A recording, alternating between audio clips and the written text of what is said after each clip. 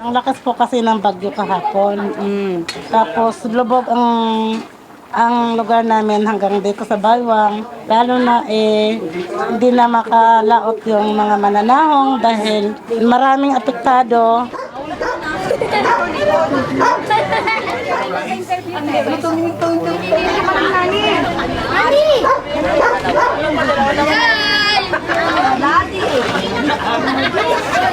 Sa likod bahay tayo ngayon. Pangalan na pinito, pero sa dulo.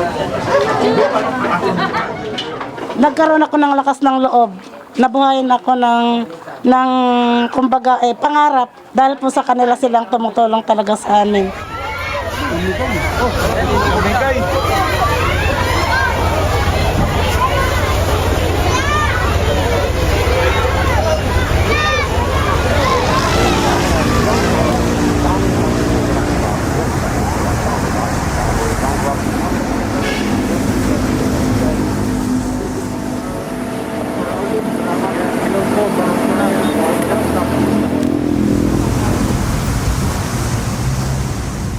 Diba, gobyerno dapat ang tutulong sa amin. Hindi gobyerno ang rumugmok sa amin sa pangkabuhayan.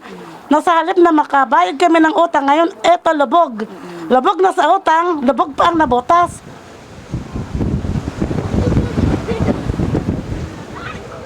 Why are we doing relief? Because someone is not working. Some systems are not working.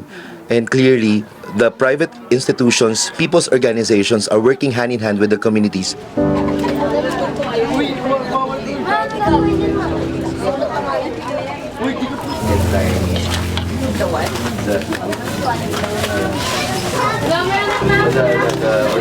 Pangalan, pero sa dulo.